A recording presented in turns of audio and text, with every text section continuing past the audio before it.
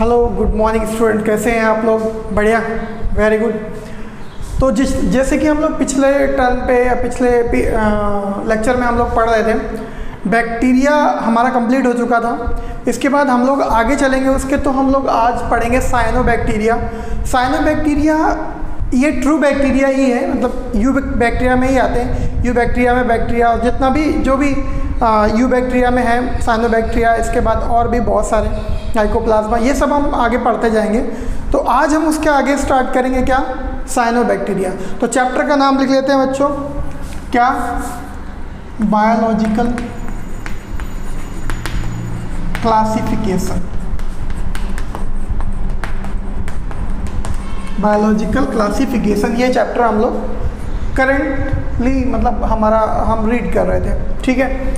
तो अब हम यहाँ पे साइनोबैक्टीरिया के बारे में आज पढ़ेंगे। साइनोबैक्टीरिया स्पेलिंग एक बार देख लेना, है ना। साइनोबैक्टीरिया, इनको हम लोग कॉमनली किस नाम से जानते हैं बेटा? BGA, ब्लू ग्रीन एल्गा, है ना, ब्लू ग्रीन एल्गा। अब देखना ध्यान से, इनको ब्लू ग्रीन एल्गी क्यों कहा जाता है? एल्गी एक्चुअल में एक एल्गी प्लांट वाली है, ये एल्गी वो नहीं है, ये प्लांट वाली नहीं है। ये किसमें है? मोनेरा में हम पढ़ रहे हैं, बहुत ध्यान से। ये एल्गी वो वाली नहीं है। इस एल्गी को और उस एल्गी को दोनों को अलग अलग रखना है आपको, है ना। देखो, इनको ब्लू ग्रीन एल्गा क्यों कहा गया? क्योंकि इनके अंदर एक तो क्लोरोफिल ए होता है, और मैंने आपको कई बार बताया कि chlorophyll A is a universal pigment, मतलब जहाँ भी फोटोसिंथेसिस की बात आएगी ये प्रेजेंट होगा ही होगा, है ना। तो क्लोरोफिल ए हो गया, तो ये कौन सा कलर देगा? ये कौन सा कलर देगा? ग्रीन। तो ब्लू ग्रीन, यानी कि ग्रीन तो हो गया, ब्लू बचा, कंफर्म। इसके बाद कामा इनमें होता है फाइकोबिलिन्स, फाइकोबिलिन पिगमेंट्स होते हैं, फाइकोबिलिन्स। अब ये फाइकोबिलिन्स जो होते हैं एक्चुअल में ये पिगमेंट है, बहुत ध्यान से। ये 3 टाइप के होते हैं, कौन कौन सा देख लेते हैं जरा। These are 3 types. एक फाइकोसाइनिन, फाइकोसाइनिन बेटा ब्लू कलर का होता है, देखो ब्लू कलर आ गया, ब्लू ग्रीन एल्गा।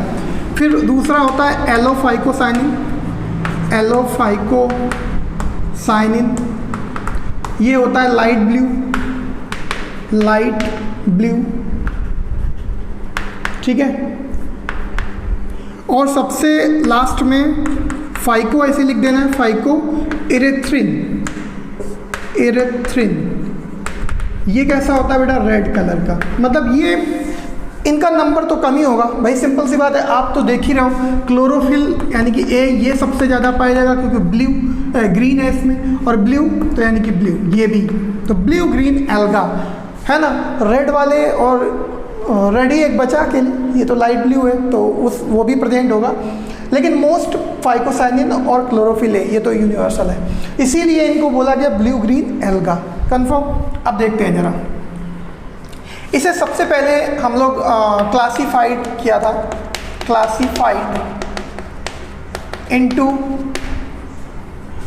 मिक्सोफाइसी और साइनोफाइसिन एल्गा, साइनोफाइसियन, ठीक है। मिक्सोफाइसी और साइनोफाइसी क्लासेस में इनको क्या किया गया था? ये दोनों क्या है? क्लासेस है बेटा, है ना। इनमें इनको क्या किया गया था? डिवाइड किया गया था, मिक्सोफाइसी एंड साइनोफाइसी, कंफर्म। इसमें अब ये सेकेंड पॉइंट देखेंगे, जो साइनोबैक्टीरिया होते हैं वो बेटा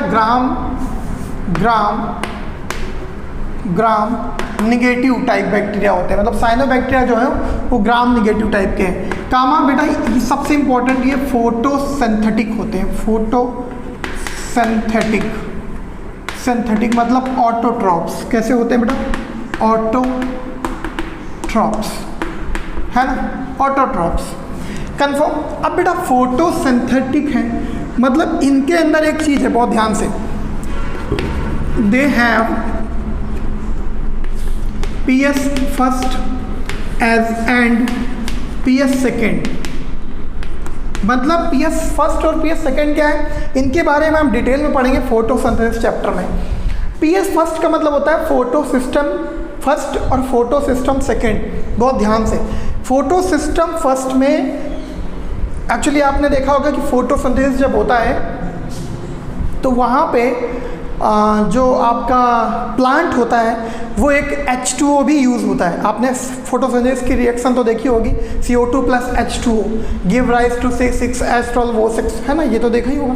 तो जो H2O होता है वो एक्चुअल में कौन उसको तोड़ता है, क्योंकि हमें पता है जो वो रिएक्शन में ऑक्सीजन निकलता है। अगर हम इस रिएक्शन की बात करें, एक सेकेंड, एक रिएक्शन लिख के हम आपको बता देते हैं। जैसे 6CO2 6 ऐसे ही लिख रहे हैं, ये सिर्फ 6CO2 plus 12H2O give rise, यहाँ सनलाइट, यहाँ क्लोरोफिल, है ना, क्या करेगा C6H12O6, ठीक है, प्लस 6O2, ये ऑक्सीजन निकलती है जो कि हम लोग यूटिलाइज करते हैं, प्लस 6H2। कन्फर्म, यही रिएक्शन होती है फोटोसिंथेसिस। बेटा ये ऑक्सीजन कहाँ से निकला? एक्चुअल में ऑक्सीजन निकला इस O से, इस वाटर के O से। तो इस वाटर को ब्रेक डाउन किसने किया? वो PS सेकेंड करता है। बस इतनी समझाने के लिए आपको ये रिएक्शन बताई। PS सेकेंड मतलब फोटो सिस्टम फर्स्ट जो है वो वाटर की स्प्लिटिंग करता है और ऑक्सीजन रिलीज कराता है। Confirm, good.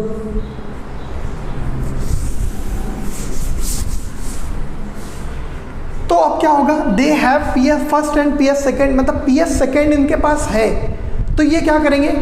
ऑक्सीजनिक फोटोसिंथेसिस करेंगे। अभी तक आप बैक्टीरिया में पढ़ रहे थे कि वहाँ पे फोटोसिंथेसिस तो होती है लेकिन ऑक्सीजन इवॉल्व नहीं होता है, क्योंकि वो H2O की जगह कोई H2S ले रहा था। जैसे purple sulphur bacteria, green sulphur bacteria, उनमें आप क्या देख रहे थे? वो डिफरेंट टाइप के सब्सटेंसेस ले रहे थे बट H2O नहीं ले रहे थे। तो यहाँ पे क्या होगा? साइनोबैक्टीरिया की खास बात क्या होगी बेटा? फर्स्ट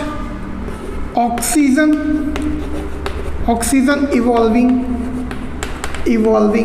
फोटोसिंथेसिस, ठीक है। पहली बार ऐसा हुआ कि ऐसा फोटोसिंथेसिस हुआ जिसमें ऑक्सीजन इवॉल्व हुआ, निकला, ठीक है। इसके बाद नेक्स्ट पॉइंट क्या आएगा? अब देखो, हमको पता है कि ओरिजिन ऑफ अर्थ वगैरह कैसे हुआ, वो हम पता नहीं, मतलब 12th में पढ़ेंगे, टेंशन नहीं लेने का। तो अर्थ का जो एटमॉस्फेयर था, है ना, एटमॉस्फेयर फॉर्म हुआ और उसका टेम्परेचर फॉर्म हुआ, टेम्परेचर लो हुआ, मतलब in the sense 5000 degree Celsius temperature था, वो लो होकर के अभी 30 के आसपास आ गया। तो ये कैसे हुआ, है ना। और जब ये हुआ तो उस टाइम जब अर्थ फॉर्म हुई तो उस टाइम केवल रिड्यूसिंग एटमॉस्फेयर था। कैसा एटमॉस्फेयर था? Reducing atmosphere.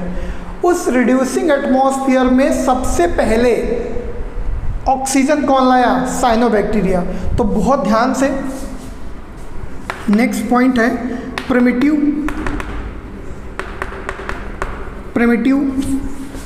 कामा convert reducing atmosphere into oxidizing atmosphere।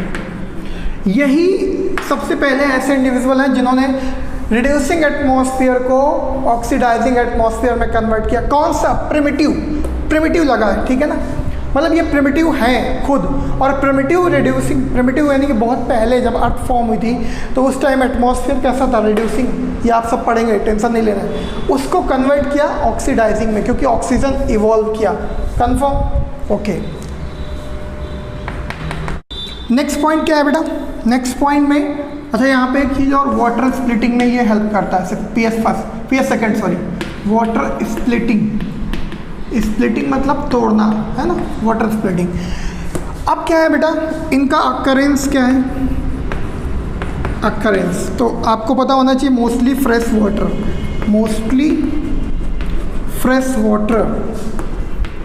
Water, कामा मैरीन मतलब कुछ मैरीन यानी कि समुद्री भी होते हैं, मोस्टली फ्रेश वाटर। कंफर्म। इसके बाद जैसे कि यहाँ पे also found in red sea, red sea बहुत इंपॉर्टेंट है बेटा।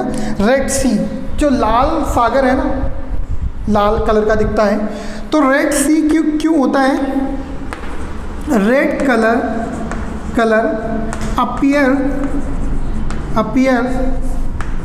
appear due to अबीजिए ब्लू ग्रीन एल्गा। उसमें कौन सा रहता है? ट्राइकोडेस्मियम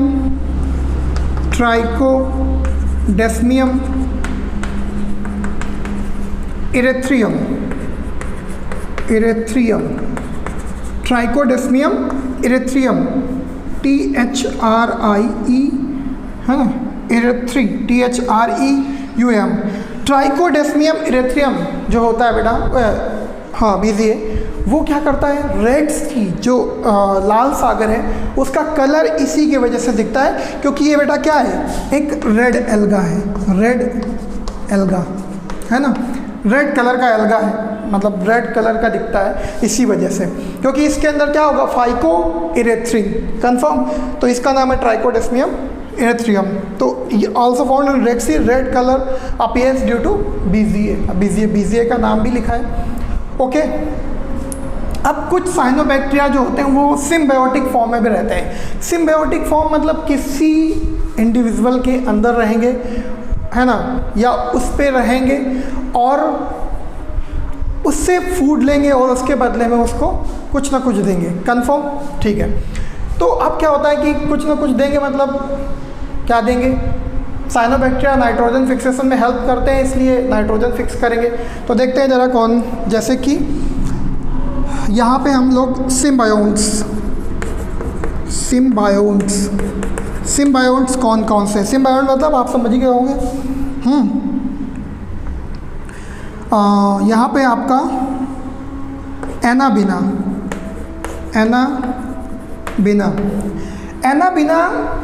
बहुत ध्यान से, ये क्या करता है? एक एक्वाटिक फर्न है, एक्वाटिक फर्न मतलब टेरिडोफाइट होता है बेटा। फर्न मतलब टेरिडोफाइट, एक प्लांट एक्वाटिक फर्न, उसका क्या नाम है? जिसका एजोला इसके अंदर रहता है सिम्बायोट फॉर्म में। तो इसकी स्पीसीज का नाम क्या है? एनाबिना, यहीं पे लिख देते हैं ब्रैकेट में, एनाबिना एजोली, कंफर्म, ई है ना, AE एजोली, एनाबिना एजोली ये है। मतलब एनाबिना तो उसका नाम ही है। एनाबिना क्या है? साइनोबैक्टीरिया। ये BZA है ना, BZA एनाबिना, ये एक्वाटिक फर्न एजोला के अंदर रहता है, तो इसका नाम क्या हो जाएगा? एनाबिना एजोली। ये भी BZA है, मतलब ये आप समझो BZA, ठीक है। इसके बाद फिर दूसरा है, दूसरा प्लांट है जिम्नोस्पर्म, जिसका नाम है क्या? साइकस में रहता है, तो उसका नाम क्या है? एनाबिना, यही सेम रहता है, एनाबिना साइकेडी,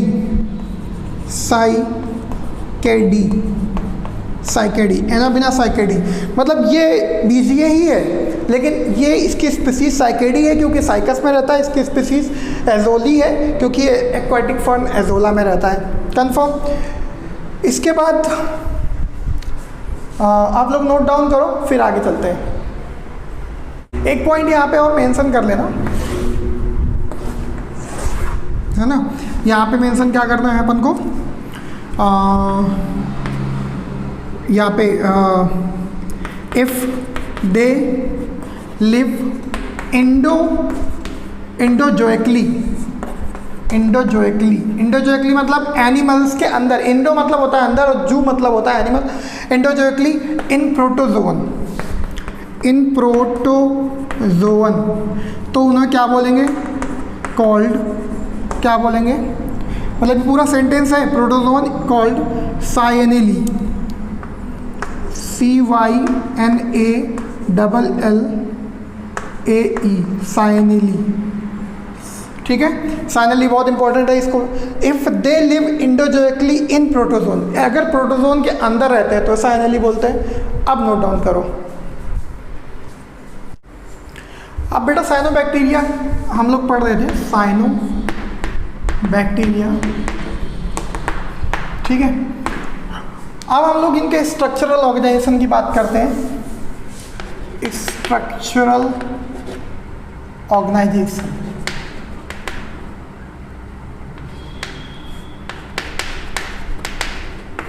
स्ट्रक्चरल ऑर्गेनाइजेशन, ठीक है। अब देखो बेटा इनका स्ट्रक्चर जो होता है, ये पहले तो आपको पता ही होगा यूनिसेल्यूलर होते हैं, यूनिसेल्यूलर। लेकिन अब ये क्या होता है, 3 फॉर्म में मिल सकते हैं। 3 फॉर्म कौन कौन सा? एक तो यूनिसेल्यूलर, अब ये मत समझना ये मल्टी सेल्यूलर भी नहीं है, सिंगल मतलब यूनिसेल्यूलर। ये कभी कभी फिलामेंट भी बनाते हैं, और कभी कभी बेटा कॉलोनी भी बनाते हैं। क्या बनाते हैं? कॉलोनी, है ना, आपके घर वाली नहीं। तो अब यूनिसेल्यूलर जो होते हैं उसमें आपको ध्यान रखना है कि कौन कौन से एग्जाम्पल हैं। एनासिस्टिस, ठीक है, एनासिस्टिस। और दूसरा है स्पाइरुलिना, बहुत ध्यान से। इसको एक्चुअल में इसको हम लोग बोलते हैं एससीपी क्यों बोलते हैं? Single cell protein, single cell protein. बेटा रिच सोर्स ऑफ प्रोटीन है ये, क्योंकि रिच सोर्स ऑफ प्रोटीन, इसमें प्रोटीन बहुत ज़्यादा होता है, rich source of protein. Confirm? तो ये एससीपी, इसके अंदर बहुत ज़्यादा स्पाइरुलिना आप पढ़ेंगे, कई बार क्वेश्चन भी पूछा जाता है कि बहुत ज़्यादा इसके अंदर प्रोटीन होता है। फिलामेंटस, बहुत ध्यान से, फिलामेंटस की बात करें तो जैसे एक ये सिंगल ही है, मतलब एक ग्रुप में रहते हैं सिंगल ही, लेकिन ग्रुप में रह रहे हैं, कुछ इस तरीके से ग्रुप में रह रहे हैं, है ना, बात समझ गए ना। तो ये क्या बना रहे हैं? फिलामेंट। इनकी बॉडी के ऊपर एक कवरिंग होती है कुछ इस तरीके से, एक म्यूसिलेजिनस शीथ होता है बेटा, पूरी चाहे सिंगल सेल हो या फिर कॉलोनी हो या फिर फिलामेंट, सबकी बॉडी के ऊपर एक कवरिंग होगी या शीथ होगा, जिसे हम लोग म्यूसिलेजिनस शीथ बोलते हैं, म्यूसिलेजिनस शीथ, क्या बोलते हैं? म्यूसिलेजिनस शीथ, ठीक है। और किसका बना रहता है ये? म्यूकोपेप्टाइड का। किसका? म्यूकोपेप्टाइड, है ना। मतलब म्यूकोपेप्टाइड का मतलब क्या हुआ? म्यूसिलेजिनस यानी कि म्यूकस प्लस पेप्टाइड का मतलब अमीनो एसिड, है ना, तो म्यूकोपेप्टाइड। इसके बाद इसमें जो अच्छा हाँ, फिलामेंट को दूसरे नाम से भी जानते हैं, ट्राइकोम्स नाम से, ट्राइकोम्स, इनके स्ट्रक्चर को ट्राइकोम्स भी कहते हैं, ठीक है। अब इसके एग्जाम्पल देख लेते हैं। इसके एग्जाम्पल थोड़ा सा इधर, इसको उधर लिख देते हैं अपन, थोड़ा इसको और शिफ्ट कर देते हैं उधर, है ना, इसको यहाँ शिफ्ट कर दें, कॉलोनी को, है ना। फिलामेंट में एग्जाम्पल क्या क्या आएगा बेटा? सबसे पहला एनाबिना हो गया। दूसरा एग्जाम्पल आएगा ऑसिलेटोरिया, और तीसरा एग्जाम्पल आएगा नॉस्टॉक, है ना, क्या आएगा? नॉस्टॉक। तो ये 3 नाम हैं जो आपको फिलामेंटस कंडीशन या ट्राइकोम्स कंडीशन में मिलेंगे। अब कॉलोनी मतलब ये देख रहे हो, ऐसे कुछ झुंड बना के रहेंगे, ऐसे कॉलोनी बना ली, लेकिन कवरिंग अभी भी है, म्यूसिलेजिनस की कवरिंग पूरी कॉलोनी के बाहर है, ठीक है, पूरी कॉलोनी पर आपको म्यूसिलेजिनस की कवरिंग मिलेगी। ओके, तो इसमें एग्जाम्पल क्या है? इसमें एग्जाम्पल है बेटा माइक्रोसिस्टिस, है ना। ये एनासिस्टिस है, किसमें? यूनिसेल्युलर, और इसमें माइक्रोसिस्टिस। कंफर्म? तो ये हो गया आपका इनका ऑर्गेनाइजेशन, स्ट्रक्चर किस फॉर्म में मिलते हैं, ये सारी चीज़ें आपको इसमें कंसिडर हो गई। तो इसको नोट डाउन करो। अब बेटा हम इसका सेल स्ट्रक्चर पढ़ेंगे। क्या पढ़ेंगे? Cell structure. ओके, चलो देखते हैं। सेल स्ट्रक्चर में सबसे पहले तो हम यहाँ पे इस तरीके से ये सेल वॉल बना रहे हैं। ये सेल वॉल बन गई है ना। अब ग्राम निगेटिव है तो इसके साथ यानी कि डबल लेयर होती है, पता ही होगा आपको, तो हम यहाँ पे एक डबल लेयर बना देते हैं। आप भी हो सके तो डिफरेंट कलर से बनाइएगा नोट्स में, या ऐसे ही रफली खींच लीजिएगा, लेकिन 2 दिखना चाहिए, है ना। ये डबल लेयर तो हो गई क्या? Cell wall. ये सेल वॉल है, सेल वॉल, और ये ग्राम निगेटिव की है, ठीक है, ग्राम निगेटिव। तो इसमें डबल लेयर है, आप पढ़ चुके हो डिफरेंस। इसके ऊपर म्यूसिलेजिनस शीट है, तो उसे हम म्यूसिलेजिनस शीट को दिखा देंगे यहाँ पे। ये म्यूसिलेजिनस शीट की कवरिंग है, कंफर्म।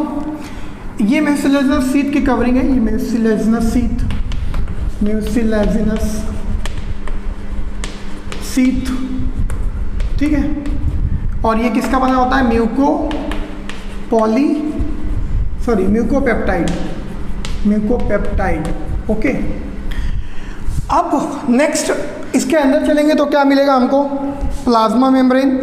प्लाज्मा मेम्ब्रेन हम ये दिखा रहे हैं इस तरीके से, प्लाज्मा मेम्ब्रेन है ये।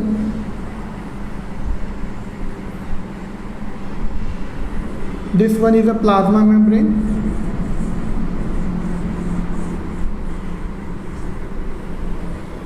ठीक है, ये है बेटा प्लाज्मा मेम्ब्रेन। प्लाज्मा मेम्ब्रेन की एक खास बात है कि इसमें स्टेरॉइड्स या स्टेरॉल नहीं होते, मतलब लैक्स स्टेरॉल्स, स्टेबिलिटी नहीं होती, स्टेरॉल नहीं होते, लैक्स स्टेरॉल मतलब अपसेंट होते हैं, कंफर्म। ये जो स्ट्रक्चर देख रहे हो आप, ये आपने बैक्टीरिया में देखा होगा। अगर प्लाज्मा मेम्ब्रेन इन्वेजिनेट होकर के कुछ इस टाइप का स्ट्रक्चर बनाती थी तो क्या बोलते हैं उसको? मीजोजोम बोलते थे। लेकिन यहाँ पे इसका नाम क्या है? इसका नाम है बेटा लैमेलाजोम, ठीक है, लैमली या लैमेलासोम, ठीक है। लैमेलाजोम क्या लिखेंगे इसमें? सिमिलर टू मीजोजोम, मीजोजोम के जैसा ही है ये, ठीक है। अब इसका फंक्शन क्या क्या हो जाएगा? एक तो हो जाएगा बेटा डीएनए रेप्लिकेशन, क्योंकि सेल डिवीजन में हेल्प करता है, तो डीएनए रेप्लिकेशन करता है, मैंने आपको पहले ही बताया। और दूसरा रेस्पिरेशन, क्या हो जाएगा? रेस्पिरेशन। ये 2 फंक्शन लैमेलिजोम के होंगे, कंफर्म। चलो कहाँ चलो? अरे बोर्ड पे अपने, है ना, टॉपिक पे। तो टोटल सेल स्ट्रक्चर में सेल लेयर कितनी है? सेल की लेयर कितनी है? लेयर आपको दिखेंगे कितनी? 4। कितनी दिखेंगी? 4 लेयर। देखो, एक म्यूसिलेजिनस शीट, डबल मेम्ब्रेन क्या हो गया आपका? सेल वॉल, और अंदर क्या हो गया? Plasma membrane. तो टोटल 4 लेयर हो गए। ओके, इसके बाद फिर क्या होगा? इसका भी सर्कुलर डीएनए है यहाँ पे, डबल स्ट्रैंडेड सर्कुलर डीएनए, इसको हम लोग बोलेंगे सर्कुलर डीएनए।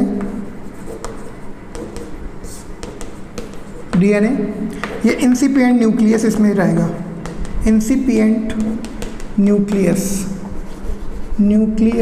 है ना। इसको ज़्यादा बताने की जरूरत नहीं, क्योंकि मोनेरा पढ़ रहे हैं तो इंसिपिएंट न्यूक्लियस तो होगा ही। इसके बाद बेटा यहाँ पे आप 70S राइबोसोम दिखा दीजिए, क्योंकि 70S राइबोसोम भी होंगे यहाँ पे, 70S राइबोसोम। ओके, इसके बाद नेक्स्ट इसमें कुछ फूड स्टोरेज भी होते हैं, कुछ फूड स्टोरेज ही है, तो यहाँ पे हम उनको लिख देंगे कि फूड स्टोरेज। डिफरेंट टाइप के फूड स्टोरेज होते हैं, हम आगे पढ़ेंगे कि कौन कौन से टाइप के हैं, और बहुत इंपॉर्टेंट है, पूछे जाते हैं और पूछे भी गए है ना पिछले ईयर्स में। तो यहाँ पे हम लिख देंगे कुछ food storage, confirm. Food store भी करते हैं, डिफरेंट टाइप के हैं, अभी हम आगे बताएंगे आपको। इसके बाद बेटा फिर इसका जो साइटोप्लाज्म है वो दो पार्ट में डिवाइड रहता है। तो हम देखेंगे अगर साइटोप्लाज्म, अगर हम सेंटर की बात करें, ये सेंटर का साइटोप्लाज्म मान लो, this one is a centre का साइटोप्लाज्म, है ना, सेंटर साइटोप्लाज्म।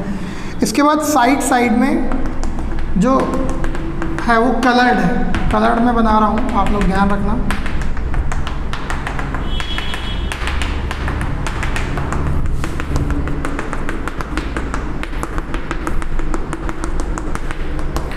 ओके, तो यहाँ पे कुछ मेम्ब्रेन्स आके इस तरीके से अरेंज हो गई हैं, कुछ इस तरीके से। ये मेम्ब्रेन का फॉर्मेशन है, जो ये मेम्ब्रेन है प्लाज्मा मेम्ब्रेन, उसी से ये फॉर्मेशन हुआ है किनारे किनारे।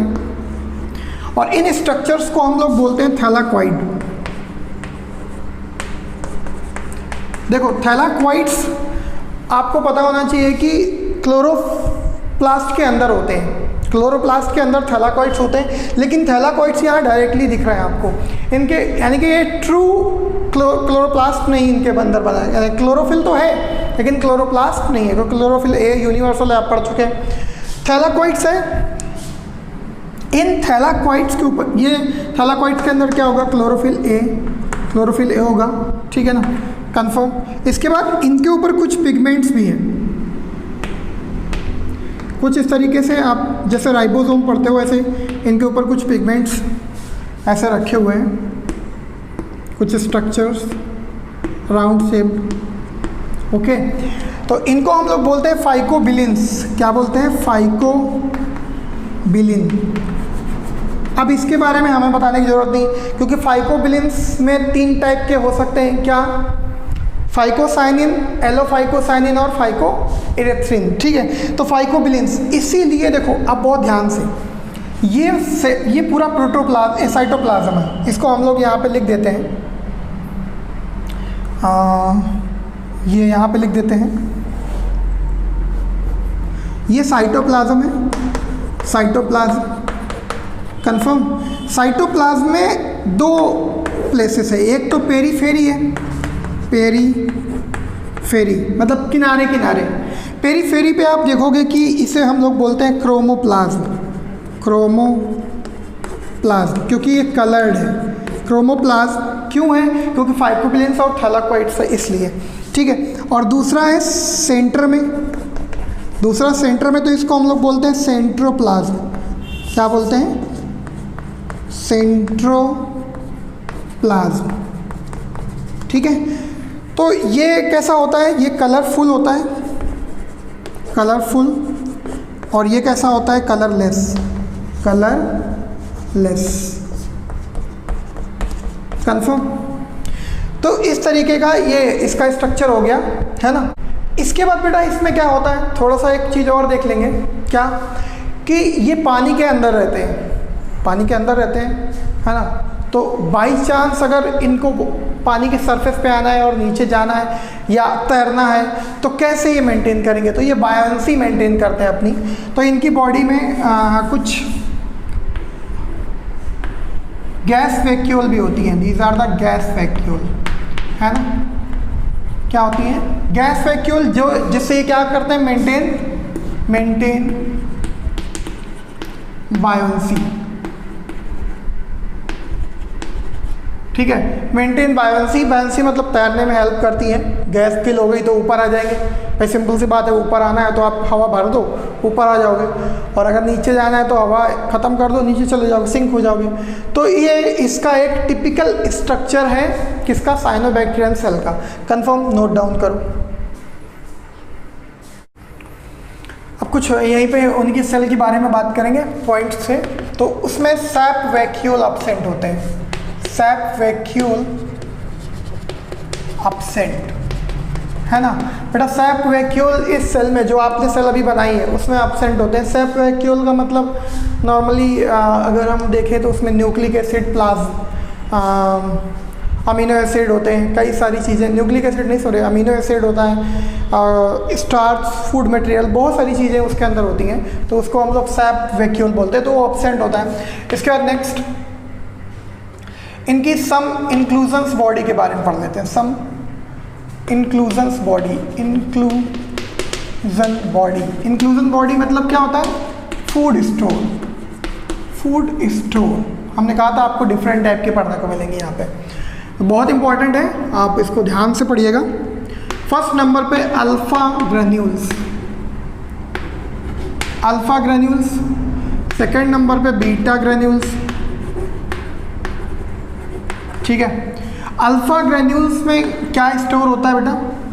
अल्फा में स्टोर होता है starch, cyanophycean starch, cyanophycean starch, ठीक है।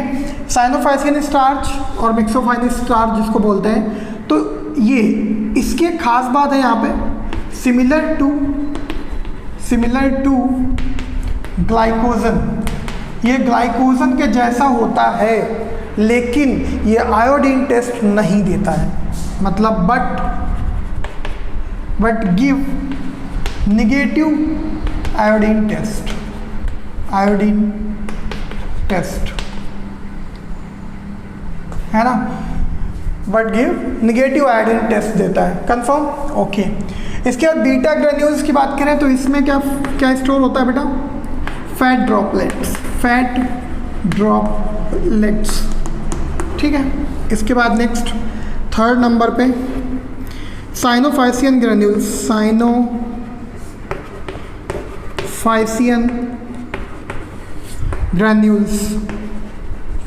है ना। इसमें बेटा प्रोटीन स्टोर होता है, रिजर्व प्रोटीन, ठीक है। इसके बाद फिर फोर्थ नंबर पे वॉल्यूटिन ग्रेन्यूल्स, है ना।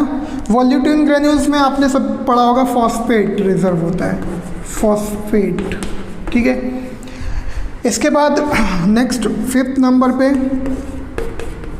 पॉलीहेड्रल ग्रेन्यूल्स, इसमें क्या स्टोर होता है बेटा? रूबिस्को, ठीक है। ये एक एंजाइम है, ये स्टोर होता है, और इसके बारे में हम डिटेल में पढ़ेंगे जब हायर प्लांट में फोटोसिंथेसिस पढ़ेंगे, तो वहाँ पे इसके बारे में बहुत ज़्यादा डिटेल में पढ़ेंगे, क्योंकि रूबिस्को जो होता है वो डुअल नेचर एंजाइम होता है, यानी कि C और O ये डुअल नेचर होता है। एक C का मतलब होता है कार्बोक्सिलेस, मतलब ये कार्बन को भी फिक्स कर सकता है, और O का मतलब होता है ऑक्सीजनेस, यानी कि ऑक्सीजन को भी फिक्स कर सकता है, तो डुअल नेचर होता है इसका। कंफर्म? अब बेटा इसमें क्या होता है, एक और बहुत इंटरेस्टिंग चीज़ पाई जाती है, जिसे हम लोग बोलते हैं गॉडी कोव्स इफेक्ट, है ना, या फिनोमिना, यहाँ पे लिख दूँ फिनोमिना, ठीक है। और इसी को बोलते हैं कॉम्प्लीमेंट्री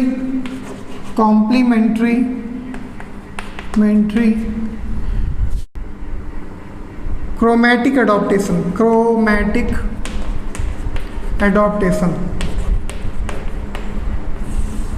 ठीक है बेटा। तो ये बहुत इंपॉर्टेंट है, पूछा जा चुका है, तो इस नाम से दूसरा नाम इसका कॉम्प्लीमेंट्री क्रोमैटिक एडॉप्टेशन है, तो ये भी ध्यान रखना है आपको। इसमें होता क्या है, क्या एक्चुअल में चेंज देयर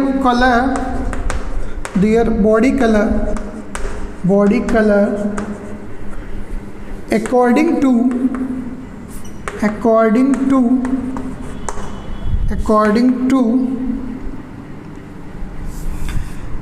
क्या करते हैं, change their body colour according to presence of या available of according to wavelength of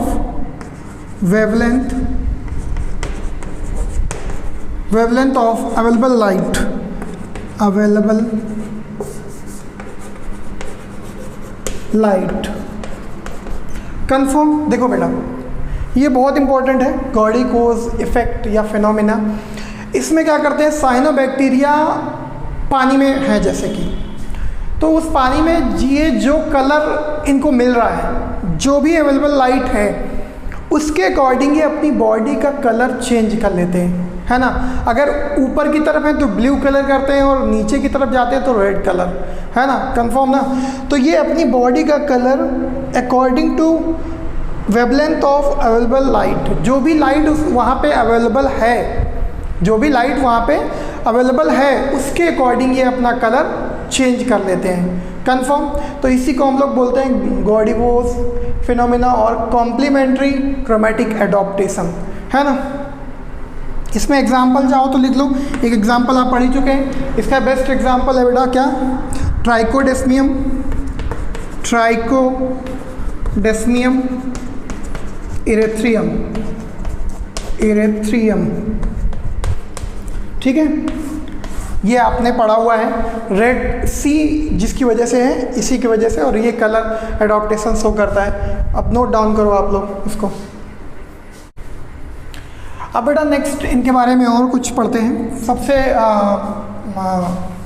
एक इम्पॉर्टेंट बात है, ये नाइट्रोजन फिक्सेशन करते हैं तो कैसे करते हैं वो भी ध्यान रखना है। एक चीज़ और बेटा, इनकी लाइफ में जो फ्लैजला होता है वो ऑब्सेंट होता है, यानी कि यहाँ पे एक पॉइंट आप लिख सकते हैं कि motile structure absent throughout the life, throughout life cycle, मतलब इनकी बॉडी में एक किसी भी लाइफ की स्टेज में, किसी भी स्टेज में इनमें फ्लैजला या मोटाइल स्ट्रक्चर नहीं होते हैं, ठीक है। चलो आगे चलते हैं। तो ये मोस्ट सेल्फ डिपेंडेंट ऑर्गेनिज्म है, डिपेंडेंट ऑर्गेनिज्म। अब मोस्ट सेल्फ डिपेंडेंट क्यों है, आप सभी को पता है। एक तो पहले तो ये क्या करते हैं, N2 फिक्सेशन, N2 फिक्सेशन, ठीक है। कैसे, एटमॉस्फेरिक, जो एटमॉस्फेयर की N2 है, नाइट्रोजन बेटा, एटमॉस्फेयर में N2 इस फॉर्म में है, फ्री फॉर्म में, N ट्रिपल बॉन्ड N, तो N2 को किस में कन्वर्ट कर देते हैं, अमोनियम में, अमोनियम आयन में कन्वर्ट कर देते हैं, और ये प्लांट के थ्रू अपटेक कर दी जाती है, Uptake by plant, Uptake by plants, जो भी प्लांट्स हैं उनके थ्रू अपटेक कर ली जाती है। तो एक तो ये करते हैं। दूसरी बात, मोस्ट सेल्फ डिपेंडेंट इसलिए भी है कि ये क्या करते हैं, फोटोसिंथेसिस, फोटोसिंथेसिस, वो भी कैसी, ऑक्सीजेनिक, ऑक्सीजेनिक, ठीक है। तो ये फोटोसिंथेसिस तो हम पढ़ ही चुके हैं कि कैसे करते हैं, क्या क्या क्या पिगमेंट होते हैं इनके अंदर। ये नाइट्रोजन फिक्सेशन वाली बात समझते हैं। तो पहले तो हम इसका स्ट्रक्चर एक देखते हैं। यहाँ पे जैसे मान लेते हैं ये इसकी कॉलोनी है, सॉरी फिलामेंट है, ठीक है। एक थोड़ा बड़ा बनाना है, फिर छोटे छोटे, है ना, इस तरीके से ये सब अरेंज है। इसके बाहर वही अपना जो भी स्ट्रक्चर म्यूसिलेजिनस शीथ होता है वो प्रेजेंट है, बहुत ध्यान से। अब क्या होता है कि जो बड़ी वाली सेल है इसकी वॉल जो होती है वो थिक हो जाती है, बहुत मोटी वॉल हो जाती है, एक मोटी वॉल, ठीक है। ये मोटी वॉल वाली हो गई सेल, कंफर्म। इसके बाद इसका कुछ इस तरीके से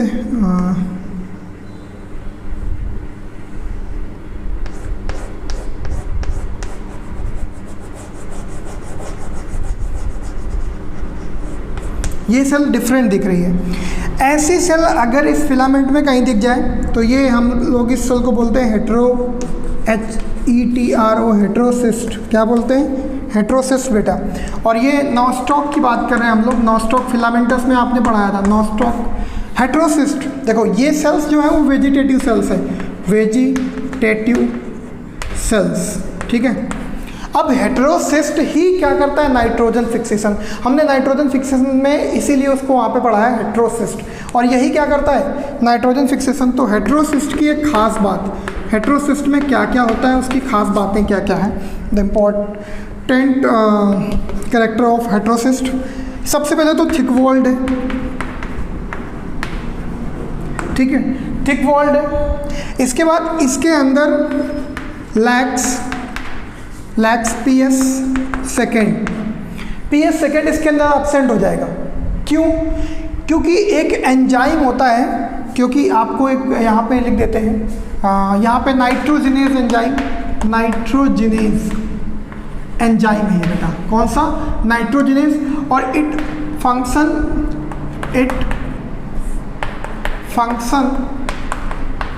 during anaerobic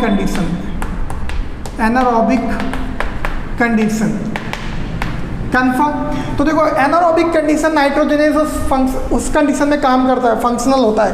तो देखो दो चीज़ें, एक तो थिक वॉल्ड हो गया तो इसमें ऑक्सीजन बाहर से नहीं जा पाएगी। दूसरी चीज़ लैक्स PS सेकेंड, जो स्प्लिटिंग ऑफ वाटर करता था, वाटर को ब्रेक डाउन करके क्या बनाता था, ऑक्सीजन जो बनाता था। तो जब ये PS सेकेंड है ही नहीं, थोड़ी देर के लिए लैक्स हो गया तो क्या होगा, ऑक्सीजन होएगी ही नहीं। तो ये दोनों चीज़ें क्या करती हैं,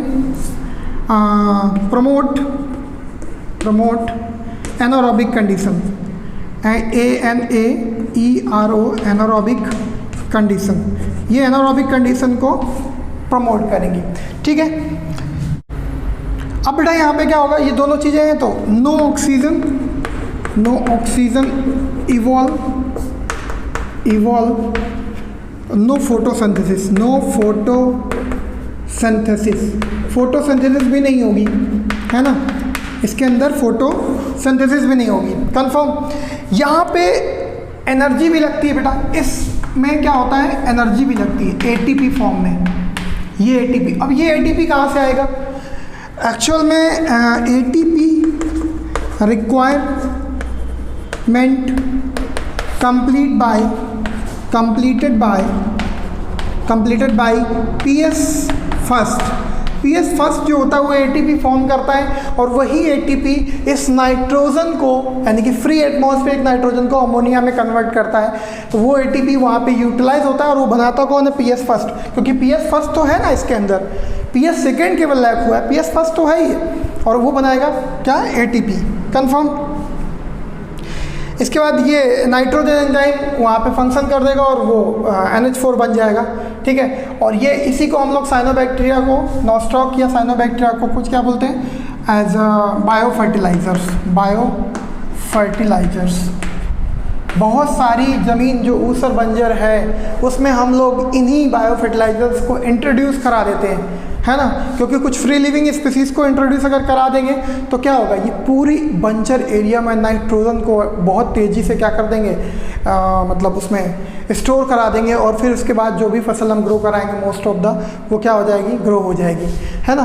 तो ये बायो फर्टिलाइजर्स भी काम आते हैं। उसमें हमने उस लैंड में कोई भी केमिकल्स नहीं डाले हैं, फिर भी देखो वो जो उसकी जो फर्टिलाइजिंग कैपेसिटी है वो बढ़ जाएगी, है ना।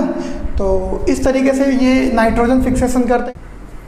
एक सेकंड बेटा, यहाँ पे एक चीज़ और, इसको फूड कहाँ से मिलता है, तो हेट्रोसिस्ट, यहाँ पे हेट्रोसिस्ट को नरिशमेंट कौन देता है, इसको फूड कहाँ से मिलेगा, क्योंकि फोटोसिंथेसिस तो कर नहीं रहा है। तो food provided by vegetative cells, इसको वेजिटेटिव सेल से फूड मिलेगा। कंफर्म। और एक चीज़ और यहाँ पे लिखनी है आपको, ये जो हेट्रोसिस्ट है, यहाँ पे एक चीज़ और लिख सकते हैं, heterocyst also take place in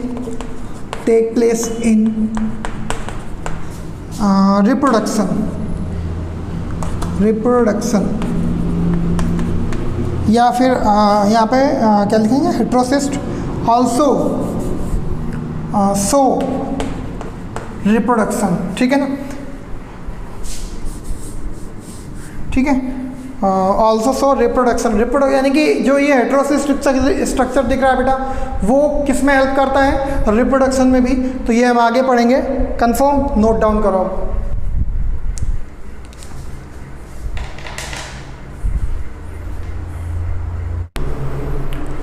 okay students, तो आज हम लोगों ने साइनोबैक्टीरिया लगभग पूरा ख़त्म कर लिया है ना। सिर्फ इसमें क्या बचा हुआ है, उसका रिप्रोडक्शन किस किस तरीके से होता है, और दूसरी चीज़ जिसकी इम्पोर्टेंस, उसके बाद ये एंड हो जाएगा। तो आज के लिए इतना ही। Thank you.